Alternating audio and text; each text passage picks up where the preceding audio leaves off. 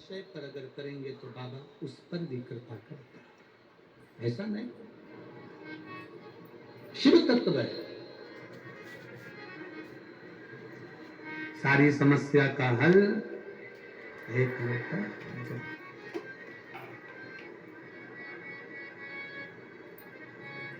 ये मानव की जो देह है ना, ये बड़ी विचित्र देह है।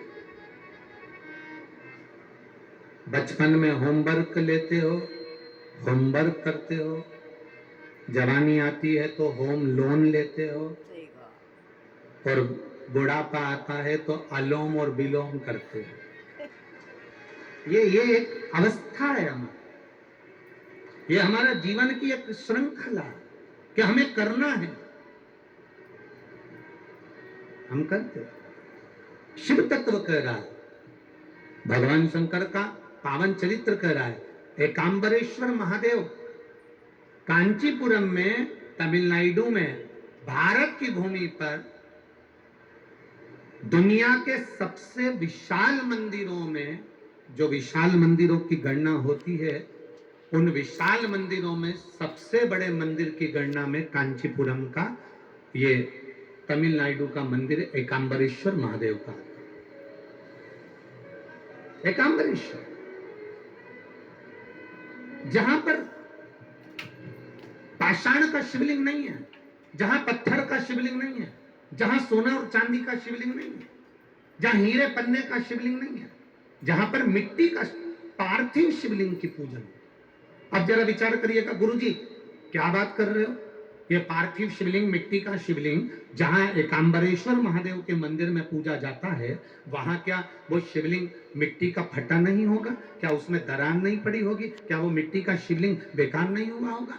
हम जब पार्थिव शिवलिंग का निर्माण करते हैं, तब उस समय उसमें हम बहुत से पदार्थ डाल देते हैं। आप कुछ डालें ना डालें, दो चीजें मिट्टी के अंदर अवश्य डालें, एक मक्खन या दूध या गाय का, जम के बोलो, घी, और दूसरा भस्म। ये दो चीजें क्यों डालना चाहिए?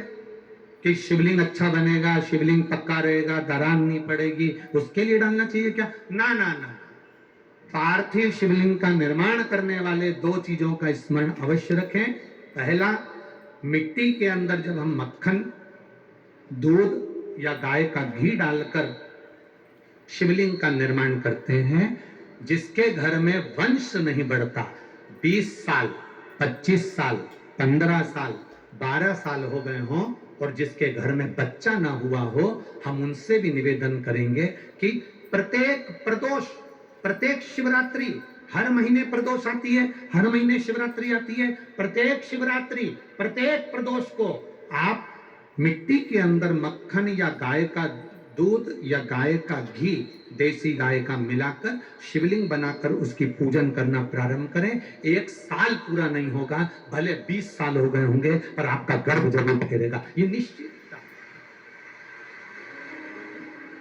भले 20 साल हो गए, 22 साल हो गए, 25 साल हो गए, डॉक्टर ने मना कर दिया नहीं होगा, फिर भी आप बाबा पर भरोसा, बोल बम का नारा है, आप विश्वास के साथ शिव की आराधना करिए। गाय, देसी गौ माता का दूध, मक्खन, घी, ये हमारे मिट्टी के अंदर मिलाकर जब हम शिवलिंग का निर्माण करते हैं तो हमारा वंश बढ़ता। दूसरा, भस्म। दूसरी चीज क्या है? जम के बोलो जरा पीछे वाले भी, और जितने आसपास के जितने पांचों पंडालों में जो बैठे हैं, जो अलग से पंडाल लगाए गए हैं, उनमें भी जो भरे बैठे हैं, इधर के पंडालों में पीछे वाले, और जितने लोग रोड पर बैठे हैं, जितनी दुकानों के अंदर बैठे हैं, वो भी जरा सावधानी से सुनना। ये पार्थेश्वर शिवलिंग कथा आपको बाद में नहीं मिल पाएगी, बड़े ध्यान से सुनना। ये अपनी जिंदगी बनाने के लिए मां पीताम्बरा ने अपने धाम में करवाई है, अपने जीवन को कृतार्थ करवाई। कार्यकर्ता कितनी भी बात करें, पड़ोसी कितना भी बोलता रहे, उसका कोई जवाब मत दो। आप कथा सुनने आए हो, बड़ी मेहनत से धूप में चलकर आए हो, 500 रुपए खर्च कर कर यहाँ पहुंचे हो, दिल से सुनना तो बाबा दिल से तुम्हारी झोली भर कर भेजेगा। समय बर्बाद मत करना बिल्कुल भी, और जिसको समय बर्बाद करना है वो चुपचाप से उठकर यहाँ से पंडाल से बाहर जाकर अपनी गाड़ी उठाकर जा सकता है। बड़ी मुश्किल से कथा मिलती है, और दतिया वालों के तो भाग्य में आदरणीय गृह मंत्री जी ने करा ली, तो बाबा की कृपा से ये इतना बड़ा कुंभ भरा गया। यही बाबा की कृपा। दिल से सुन लो उसको। पहले नंबर पर है मिट्टी में मिलाया गया मक्खन, घी या दूध। दूसरे नंबर पर है, जम के बोलो जल्दी से, भस्म। ये दूसरे नंबर।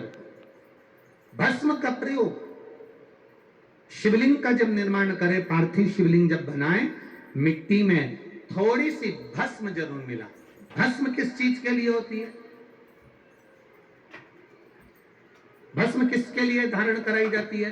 तो महाराज, शिव महापुराण की कथा कहती है, जब शरीर में कोई बड़ी बीमारी आने वाली होती है, आप एक साधारण सा प्रयोग कर देखिएगा अपने जीवन में। एक साधारण सा प्रयोग, जब आपको लगे कि डॉक्टर ने बोला है कि कोई बड़ी बीमारी का चांस बन रहा है, कोई बड़ी बीमारी होने वाली है, आप थोड़े दिन तक देवाधिदेव महादेव का ये शिवलिंग, ये जलाधारी, ये जहां से जल बहता है, गणेश जी का स्थान, कार्तिकेय जी का स्थान, बीच में एक मोटी सी लाइन अशोक सुंदरी, शिवलिंग जो शिवलिंग रखा है, जो जलाधारी है वो मां पार्वती जी का हस्त कमल, ऊपर से एक एक बूंद जो पानी गिर रहा है,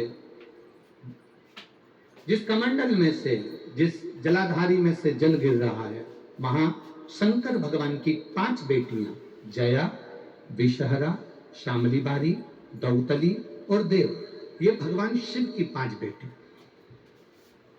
जब आपको लग रहा है कि मेरी जांच होने जा रही है, जब आपको लग रहा है कि मुझे डॉक्टर को दिखाने जा रहे हैं, मुझे लग रहा है कि कोई बड़ी बीमारी ना निकल जाए, अल्ट्रासाउंड करा रहे हैं, एक्सरे करा रहे हैं, उससे पहले घर में अगर थोड़ी सी भस्म रखी है, उस भस्म को जब आप जल चढ़ाने के लिए शिव जी के मंदिर में जाओ, हॉस्पिटल में दिखाने के लिए जांच कराने जाओ, उससे पहले एक काम जरूर करना, शंकर भगवान का जहां शिवलिंग रखा है, उस शिवलिंग के पास में भस्म का लेपन कर कर देवाधिदेव महादेव पर 1 लोटा जल समर्पित कर कर उसी भस्म को अपने कलेजे पर, अपने हृदय पर लगाकर देवाधिदेव महादेव का पंचाक्षर मंत्र नमः शिवाय, षडाक्षर मंत्र ओम नमः शिवाय या श्री शिवाय नमस्तुभ्यम बोलकर फिर आप जांच के लिए चले जाओ। कोई बड़ी बीमारी तुम्हारी जिंदगी में निकल ही नहीं सकती। भस्म भस्म भस्म का काम क्या है? हमारे रोग को, हमारी बीमारी को, हमारे आने वाले जो रोग हैं, जो बीमारी है, जो तकलीफ है, उसको समाप्त करती है भस्म का प्रयोग।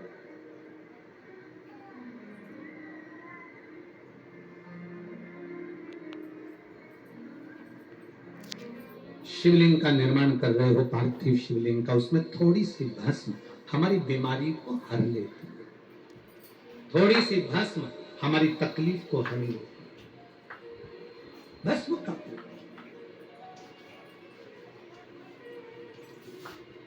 चपटी भभूत में है खजाना, शिव के शरीर से, भगवान देवाधिदेव महादेव के तन से लगी हुई भस्म साधारण नहीं है। भस्म को चढ़ाने वाला भी साधारण नहीं होता और भस्म को लेने वाला भी साधारण नहीं होता।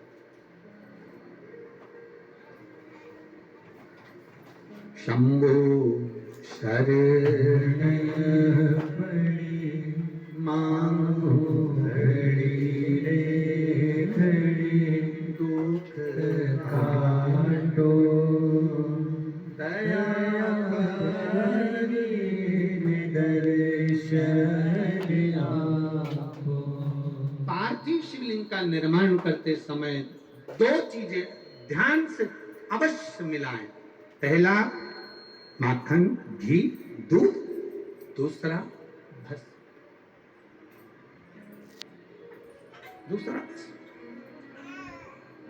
भस्म धारण भी करना चाहिए।